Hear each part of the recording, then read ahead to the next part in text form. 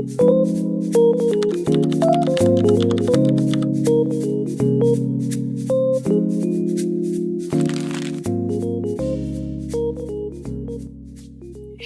and welcome to another video. I wanted to take this video and use it as an opportunity just to talk about my art process and what it was like doing traditional art again after a very, very long time. I have not done a full illustration traditionally in a long time, so I decided to just jump right in. But of course, as you can see, I started off doing my sketches digitally just because I felt like it would have been easier just to come up with different ideas, and I would be easily able to do this color study that I'm about to do.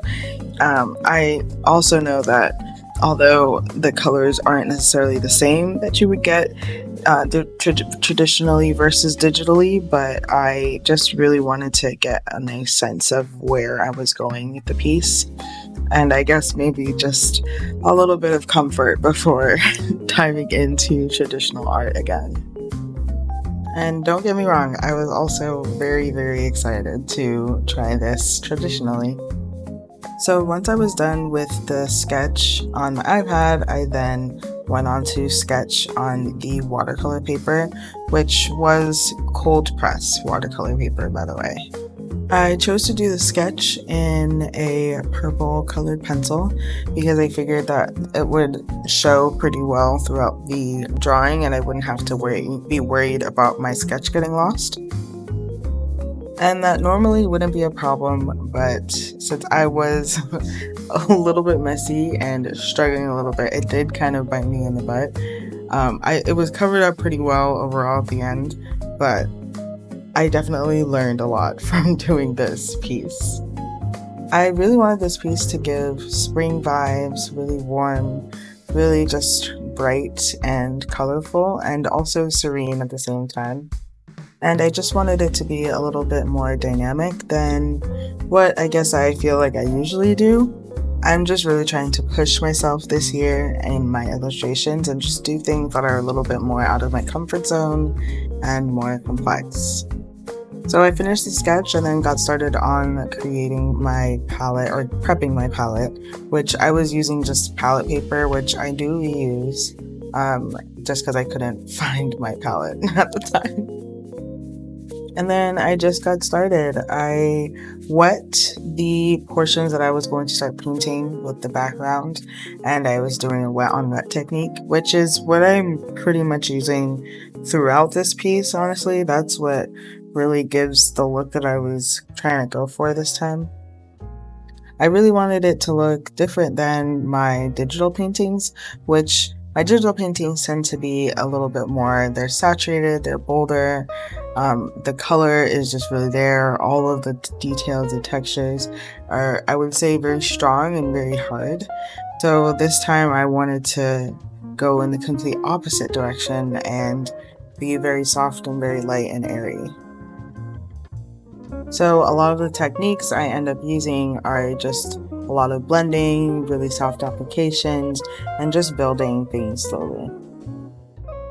Once I got started with the painting, I really just felt like I got into a flow, which was really nice because I feel like I haven't really felt that in a little while since I've been doing art. I've been battling some art block and some creativity block in general, and I just really felt like things were kind of flowing a little bit better. It did help that I pre-thought of what I was going to do and had like studies and a vision, but it just really felt good to just be able to kind of turn my brain off and just paint. And while this painting is primarily watercolor, I am using fine liners and brush pens as the lining for this piece, just because I wanted the lines to be bolder and while the inside in the painting to be soft. They're also waterproof, so it just really helps to be able to go back and forth over things and not have to worry about my lines being messed up or my drawing disappearing underneath the paint. I did choose to use a brown brush pen just because I wanted the lines to be a little bit softer. I felt like black would have just made it too heavy and too bold. So I think using the brown just really makes it all blend together and makes the colors all work together really, really beautifully. As I said before, it has been a really long time since I have painted traditionally and just really made a full illustration traditionally, and I feel like that's just because after working with digital so long, you kind of get comfortable, and it is just really easy to create new things because of how quickly you can jump between projects and you don't have to set anything up and it's clean. But I do genuinely miss the tactile feeling of being able to make art with your hands and materials and paint and just push things around and have to problem solve and figure out what it is that I have to do next or how to fix maybe a mistake that I made, which, believe me, there are plenty of mistakes in this piece that I did. But I, gave myself a little bit of leeway just because it is the first one I've done in a while, and I did try new things, and I am happy with how it came out overall, although there are things that I would probably change in the future. Maybe I'll do a little digital edit over it. But all that to say, I really do want to reincorporate traditional painting back into my life. I feel like that is something that I just really missed and was really lacking, or I guess feeling like I was lacking from my art journey. I just felt like I was just getting lost in the digital world, and I feel like going back to not looking at a screen necessarily and just being able to paint with paper and a pen and paints, or even canvases, just getting back to that, I think would reignite my love for art and break the art block that I'm currently in the midst of fighting. Also in this piece, in addition to watercolors and some brush pens, I also ended up using some zigzag watercolor pens, which are really, really nice and really pigmented, and they kind of help give that watercolor look while having the control of a marker, which is really, really nice. And I ended up using that to darken some parts of the hair and do the border as well in the background. As I'm getting closer to the end of the piece, I just keep adding refinements and details, darkening certain areas that I feel need to be darkened, because as some of you may know or some of you may not know, when you paint with watercolors, the pigment that you first lay down is a lot darker because it's wet, and then as it dries a lot lighter than you would expect sometimes. So a lot of watercoloring is just going back and re-layering the paint on top, and then leaving out the areas that you would want to be light. So you work from light to dark rather than from dark to light as you would with gouache or acrylic, or even with digital painting. A lot of the times you'll work from dark to light, and with watercolor you have to work from light to dark. So that's a little bit of a change in the thought when you're working. Also, if I didn't say, I'm working with the Kuretake Japan watercolor set. I will link or write the specific set that I'm using in the description below, as well as the rest of the tools that I'm using. But yes, that is what I am working with primarily today. So as I said earlier in the video, I like to use the watercolor brush pens from Kuretake Japan as well. It just really helps refine details while keeping that watercolor look, and it really does give also that mixed medium feel to my work, which I do love and I wanted to keep throughout because that is generally what I do when I work traditionally, but I wanted to keep the face mostly watercolor just to keep it, you know, very soft, very light, and just, I don't know, put the more of the mixed media around the face to, I guess, make it different than everything else. I also use these Copic fine liners throughout the piece. I have green ones and red ones that I used for the flowers and the leaves and the green border.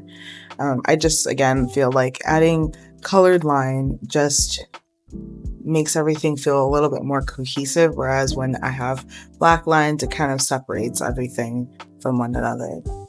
And of course, it would not be a piece made traditionally by Millie if I did not add some colored pencils to it. I always just feel like I have to enhance things just a little bit because there's just more color variety and I can just layer on top of what I already have. And I feel like that just gives a really nice texture and a really nice balance to how the rest of the piece was made. And it gives the flowers a more organic look and feel. And the fun thing about coloring flowers is that you can kind of do whatever you want with them color-wise, just because a lot of that really does just occur in nature, and it just makes them look all the more beautiful, all the more vibrant if you just kind of go crazy with the textures and play around with the different colors and what you use for the shadows or the reflected light within the flowers. I just think that they're so fun, and you can experiment so much with it and make them look as realistic or as expressive as you want, and they still give the essence of a flower. And I honestly think that's why I involve them so much in a lot of my work. I just love having floral elements or naturalistic elements just because I think that nature is beautiful and I would love to capture it in my artwork. So the very last thing that I'm doing with this piece is adding cherry blossoms and cherry blossom petals floating through the painting. And as you can see, I just made a mistake, and one of the Posca marker I was using just kind of like squirted everywhere. But if that does happen to you, just use a paintbrush and use that paint elsewhere, and then it'll slowly go away. Quick tip there. But yeah, I started adding cherry blossom because I feel like those are like the ultimate spring flower. And I think that just would bring everything together, and I wanted to add an extra element of movement to the piece. So I opted to have flowers and petals flowing through the air as like her hair is windswept and everything like that. I just think that really brings the essence of spring into this piece, and it kind of drives the point home even more with everything else that's going on in the image. And I think the cherry blossoms being kind of white go well with the gloves that she's wearing. And yeah, I just tried to be a little bit more purposeful and thoughtful with this piece. Not that I'm not usually, but I really do love how it came out. I definitely would do things differently for the next one, and there are definitely some things that I want to fix potentially digitally with this one, but overall I am proud with how it all turned out, and I'm so excited to do the next one. Anyway, that's all I have for today. Thank you all so much for watching. It is always a pleasure, and until the next video, thanks for watching. Bye!